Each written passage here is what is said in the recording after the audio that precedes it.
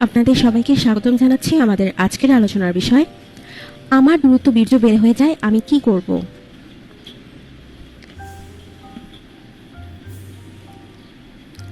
কোনো ছেলের যদি সেক্স করার সময় 10 মিনিটের মাথায় বীর্যপাত হয়, সেটি সম্পূর্ণ স্বাভাবিক। একে দ্রুত বীর্যপাত বলা যাবে না, এমনকি 6 থেকে 7 মিনিটও স্বাভাবিক বলা হয়। আপনি তখনই আপনার এ বিষয়টি নিয়ে চিন্তা করবেন যখন আপনার তার থেকেও কম, অর্থাৎ 1 থেকে 5 মিনিটে বের হয়ে যাবে। কেবল তখনই আপনি বলতে পারবেন যে আপনার এ সমস্যা, অর্থাৎ দ্রুত বের হয়ে যাচ্ছে।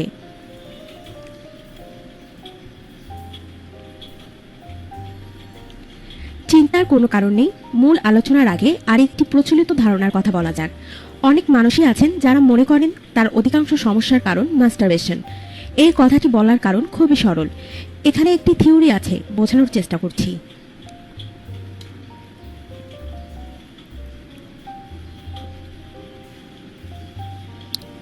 ধরুন আপনি বাথরুমে গেলেন মাস্টারবেশন করতে। আপনি যদি 20 মিনিট ধরে করেন তাহলে অবশ্যই আপনার বাসা থেকে ডাকাডাকি হবে, না হলেও আপনার অবচেতন মনই আপনাকে তাড়া দেবে। এজন্য যা হয় তা হলো, অবচেতনভাবেই ছেলেরা মাস্টারবেট করতে করতে দ্রুত কিভাবে বের করা যায় সেটা শিখে ফেলে।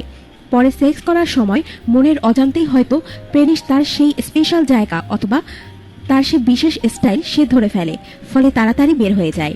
আর ইসলামে হস্তমৈথুন সম্পূর্ণ হারাম।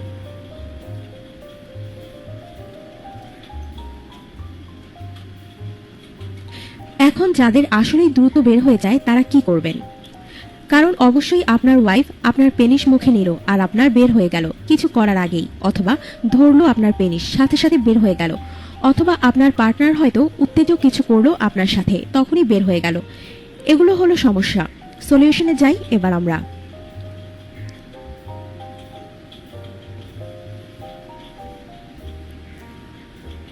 একটি ব্যাপার স্বাভাবিক। ধরুন আপনি অনেকদিন যৌন মিলন করেন না, আপনার পার্টনারের সাথে অনেকদিন পর করতে গিয়ে উত্তেজনায় দ্রুত বের হয়ে আসলো স্পার্ম।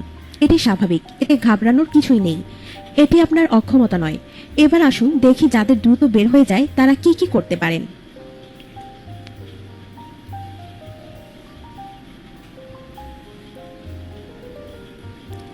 হাতের ওপর জোর বাড়ানো।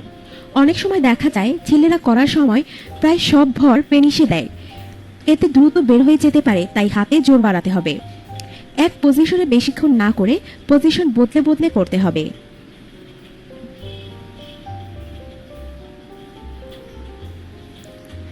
একটি অন্যরকম পদ্ধতি হলো একবার বের করে দেয়া। আপনি আপনার স্পার্ম পার্টনারকে দেখিয়ে তার গায়ে অথবা অন্য কোথাও সেক্সের আগে বের করুন একবার, সে হর্নি হবে দেখে। এবার পেনিসটা ভালো মতো পানি দিয়ে ধুয়ে নিন।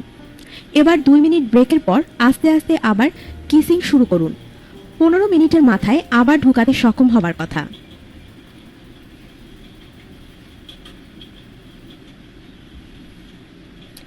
ঢোকানো অবস্থায় যদি আপনার মনে হয় যে এখনই বের হয়ে আসছে, তখন আর সোজা ধাক্কা না দিয়ে ঘোরানো শুরু করুন।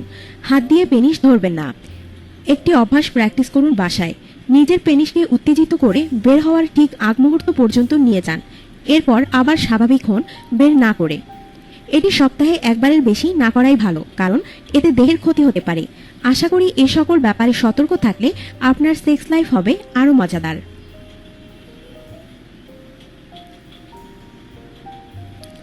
আর এই খাবারগুলো খেতে পারেন: কাঠবাদাম 3 থেকে 4টি, ছোট চম্পা কলা 1টি, গাভীর দুধ আধা কাপ, আঙুর 3 থেকে 5টি, না পেলে রসুনের কোয়া ছোটগুলো কাঁচা 3 থেকে 5টি। তবে দুধ এবং আঙুর বা রসুন খাওয়ার মধ্যে কমপক্ষে 4 থেকে 5 ঘন্টা ব্যবধান থাকতে হবে, না হলে শরীরের রক্তের ক্ষতি করে।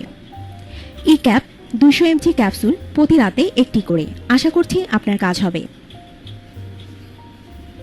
আপনার জীবনকে আনন্দময় করে তুলতে এবং বিভিন্ন স্বাস্থ্য টিপস ও পরামর্শ পেতে আমাদের চ্যানেল সাবস্ক্রাইব, লাইক ও শেয়ার করবেন। ধন্যবাদ।